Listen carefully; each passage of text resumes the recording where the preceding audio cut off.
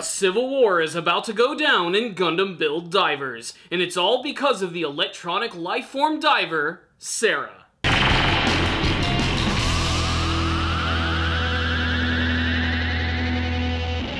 The search for Sarah intensifies in another awesome episode of Gundam Build Divers. Without a shadow of a doubt, this is the best arc of the entire series. I almost kind of wish that they would have opened up with this arc and gave us something completely different by the end, but we're just going to have to make our beds with this story right here. What I will say is that this episode was just freaking awesome. I have to say that I think my favorite part about this entire episode was the battle between Riku and Hellfire Ogre. And what I think I loved most about it is how I had this not-so-subtle homage to Star Wars Episode 1, The Phantom Menace. You guys know exactly what I am talking about. The scene where Riku and Hellfire Ogre are about to collide with one another with their signature weapons, with Riku using his massive Wings of Light infused sword going up against Hellfire Ogre, who basically has a dual-bladed lightsaber that is on fire.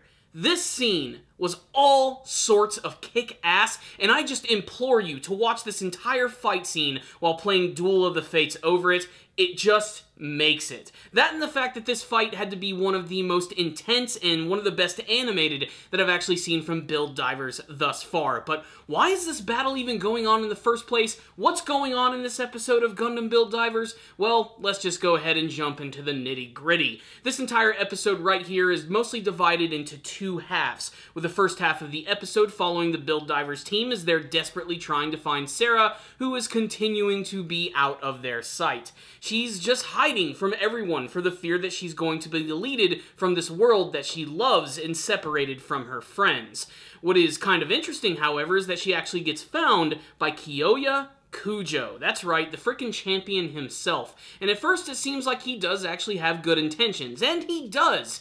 The problem is, he's being followed by Rommel and the Game Master, and they confront him about halfway through the episode, demanding that he hand Sarah over. They have no choice. The Gundam Battle Nexus is about to be destroyed, and people need this place. Not just a place to have fun, but Rommel actually brought up a pretty good point in this episode. Since this is a virtual world, this is a world that people who have disabilities or anxiety problems can fully embrace and be themselves. I mean, really think about it. There are some people who are in wheelchairs, people who can't walk, people who can't even speak. In this world, they can fully be anything that they want to be. And if Sarah ends up destroying it, well, they won't have a place to go anymore. What I find most intriguing about this scene is how Rommel actually manages to convince the champion, who desperately does not want to give up Sarah. He sees a lot of value in this immaculate electronic life form, but Rommel actually gives him the ultimatum of, look, we have a couple of days until this patch actually comes to fruition. Let's just hold on to Sarah. If we can find a way to actually save her and not destroy the entire GBN, then everything's going to be fine.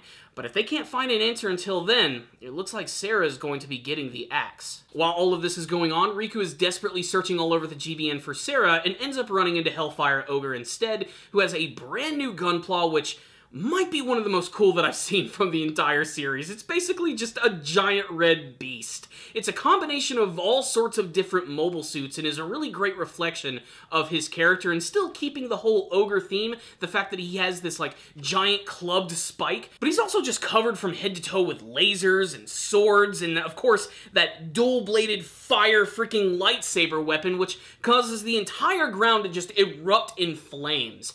That and just the overall battle between these two characters is great, and it's really intense because Riku does not have time for this. His heart is not in this battle, but Hellfire Ogre is forcing him to go into this really intense fight, which could ultimately destroy his Gunpla. Although we have to remember, this is Gundam Build Divers, so really he can just restart and everything's going to be just fine. But this is an important moment, and I imagine Hellfire Ogre is doing this for a number of reasons. One, he's finally starting to recognize that Riku is becoming strong, and two, with the knowledge that this world is potentially going to end, he probably wants to get this battle in as soon as possible, and thus the battle intensifies. Guys, this fight is so good and has some of the best animation that I've seen from the entire series, and what I love is that Hellfire Ogre actually brings up a pretty important fact. The fact that Sarah has always been around Riku whenever he's unlocked some sort of brand new ability, and she's basically amplifying all of his power. And in a way, that's almost kind of like using a break decal. It's almost kind of like cheating, and that's why he wants to fight against him when Sarah's not around, to really see if he truly can live up to the legend that he has become. And he does manage to actually impress him quite a bit, but the battle ends up getting interrupted when the Game Master, the Champion, Rommel, and they start to tell the entire GBN world about what's going on with Sarah. And this is when Riku displays probably the most emotion that we've heard from him the entire series, just screaming into the sky. The best stuff that I've actually seen from his voice actor yet. This episode actually made me feel emotions, which is something I can't really say for a lot of the earlier episodes of the series. Hell, I'd go as far as to say that episodes 19 and back were basically filler when compared to the main story of everything that we're actually getting here.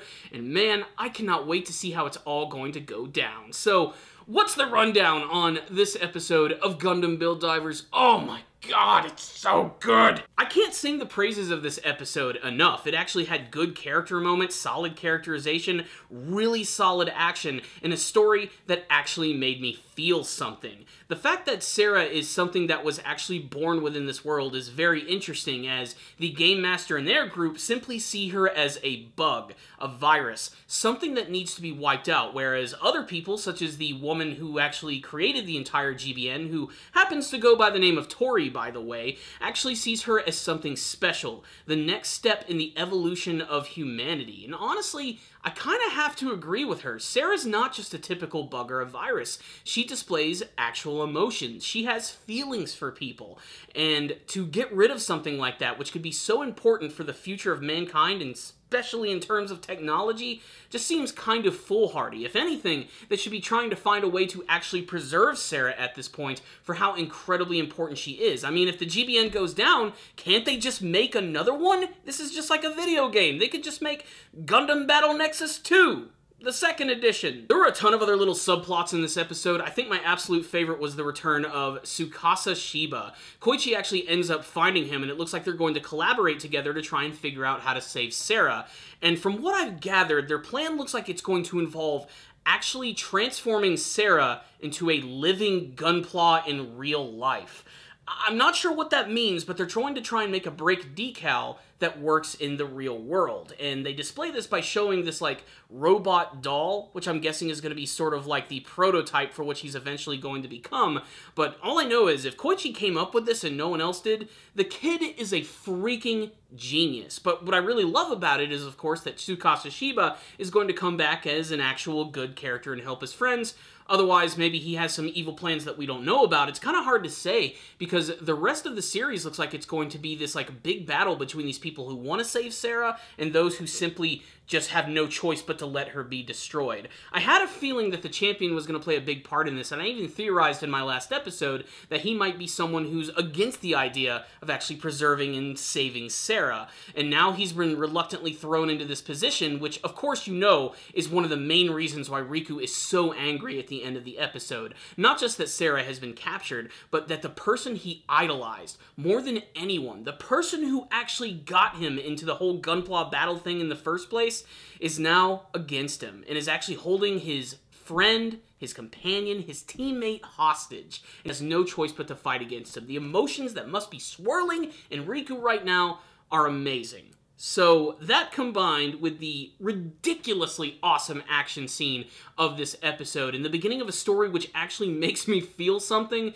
makes this one hell of an episode. I'm giving this one a 5 out of 5, and it is definitely worth your time. It's a shame that the best story of this entire freaking series came really late in the game, but so far, I'm really enjoying it. And most importantly, it's doing something completely different than the first 2 seasons of Gundam Build Fighters. Despite the fact that Build Divers supposedly is not connected to them, it still carries a lot of its DNA. You can definitely see that in its execution, its character design, and of course the wacky over-the-top stories that they're giving us. So, this is it. We're getting this much closer to the end of Gundam Build Divers, and I am officially excited to see what's going to happen.